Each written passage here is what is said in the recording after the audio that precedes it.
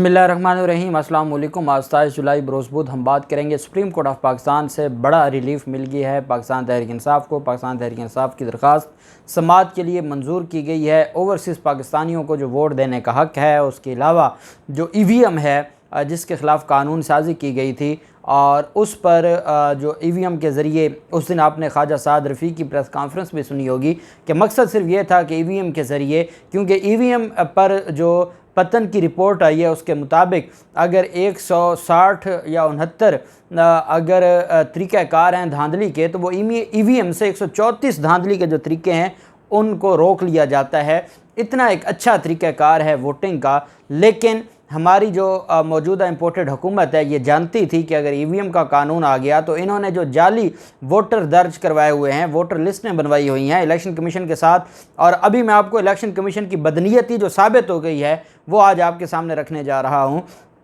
उसके बावजूद अब EVM का जो कानून है और ओवरसीज़ पाकिस्तानियों के EVM के ख़िलाफ़ कानून और ओवरसीज़ पाकिस्तानियों के वोट के हक़ के ख़िलाफ़ कानून वो नहीं बचेगा। आज सुप्रीम कोर्ट ऑफ पाकिस्तान से अहम खबर आ गई, उसकी तफसील मैं आपके साथ शेयर करूँगा। और साथ हम बात करेंगे कि जो नअहली है पाकिस्तान मुस्लिम लीग नून के एक और रहनुमा और मेंबर असम्बली की नअहली, जिसको नहल कर दिया गया है सुप्रीम कोर्ट के फ़ैसले पर, उसकी और उसमें जो इलेक्शन कमीशन की बदनीयती है वो भी मैं आपके साथ शेयर करूंगा और उसके ऊपर भी हम बात करेंगे।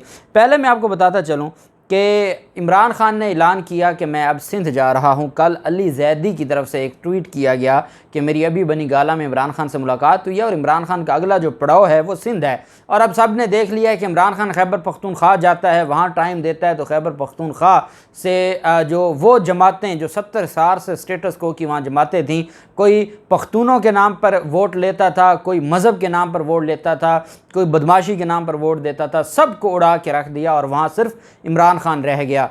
फिर इमरान खान ने जब पंजाब की तरफ मूव किया तो इमरान खान ने 1 माह की कैंपेन में 15 वो सीटें जीती हैं जिसमें पूरा इलेक्शन कमीशन, पूरी हुकूमती मशीनरी और सारे का सारा पैसा लगाया गया और 12 जमातों का मुकाबला किया और इमरान खान ने वो सीटें जीती। 2 सीटें और भी इमरान खान जीत गए थे, मुजफ्फरगढ़ और जो रावलपिंडी की थी, जिसको आखिरी मौके पर छीन लिया गया।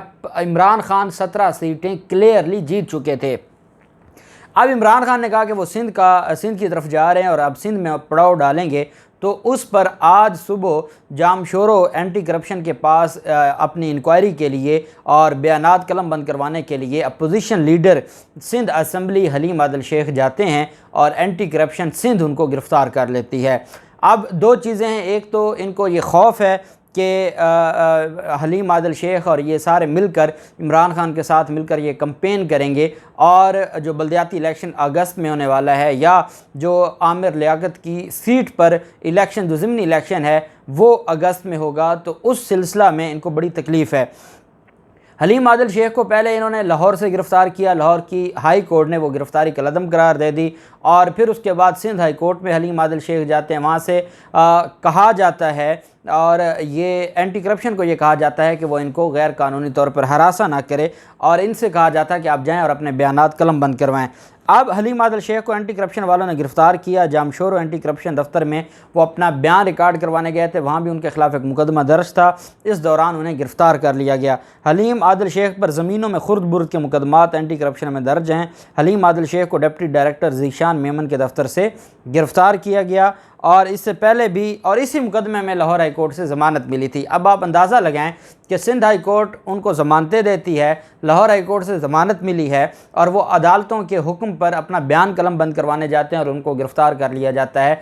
ये 2 चीज़ें हैं, इमरान खान का खौफ और पंजाब में तारीख़ी शिकस्त का बदला, अपने तय जो घटिया बदला है ज़रदारी माफिया का वो लेना चाहते हैं और वो गिरफ़्तार कर रहे हैं। और अब पंजाब की हुकूमत फिर पाकिस्तान तहरीक इंसाफ के पास है। फिर ये ना हो कि आसिफ जरदारी यहाँ बिलावल हाउस में बैठा और यहीं गिरफ़्तार हो जाए, फिर ये चीज़ें किसी और तरफ चली जाएंगी, फिर मामलात कहीं और चले जाएंगे। इस वजह से बेहतर ये है कि ये जो आपकी सियासी मामलात हैं वो सियासी जो अपोजिशन लीडर है, आप बातें जमहूरियत की करते हैं और आप कहते हैं कि आइन को ऐसे कर दो, जमहूरियत को वैसे कर दो, जजेस के इख्तियारात को वो कर दो, ये जो आप बातें करते हैं, खुदा का खौफ करें। आपके अंदर जो असल इंसानियत है, जमहूरियत है, अखलाकियात है, वो ये है कि आप अपने सिंध असम्बली का अपोजिशन लीडर को गिरफ़्तार करवा रहे हैं ज़मानतों के बावजूद। ये इनका घटिया चेहरा है। दूसरी तरफ सुप्रीम कोर्ट ऑफ पाकिस्तान की तरफ से एक मामला सामने आया था और वो था एक रुकन असम्बली थे पंजाब असम्बली के, उनका काशिफ चौधरी, और इनको नहल किया गया था। पहले इस्लामाबाद हाई कोर्ट ने नहल किया था और उसके बाद सुप्रीम कोर्ट ने नहल किया। और इलेक्शन कमीशन की बदनीयती देखें, सुप्रीम कोर्ट से अपील खारिज होने के बाद 7 माह बाद, 7 महीनों के बाद उसको डी नोटिफाई किया गया है। 7 माह तक वो इस्लामाबाद हाई कोर्ट ने उसको कहा कि ये जाली डिग्री वाला है और वो नाअहल है, डिस्क्वालीफाई कर दिया। सुप्रीम कोर्ट ने उसको डिस्क्वालीफाई कर दिया। 7 माह तक वो वज़ीर रहा, MPA रहा। और ज़रा ये भी कहते हैं कि 16 अप्रैल को भी उसने वोट कास्ट किया और 22 जुलाई को भी उसने वोट कास्ट किया हमजा शहबाज के हक़ में। और जब दोनों इलेक्शंस में वोट कास्ट कर लिए, इलेक्शन कमीशन मुतमईन हो गया, तो फिर इस पर उनको डी नोटिफाई किया गया।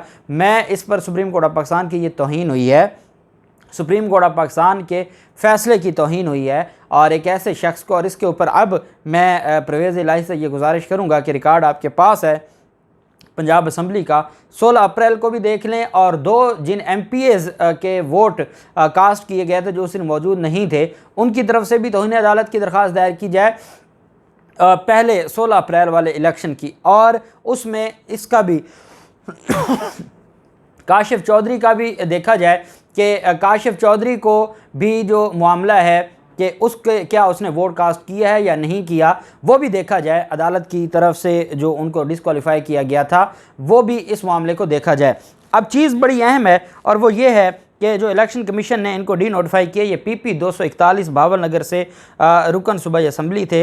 इस्लामाबाद हाई कोर्ट ने जनवरी 2020 में इसको फ़ारिग किया था, नाअहल किया था। जनवरी 2020 से ये नाअहल था।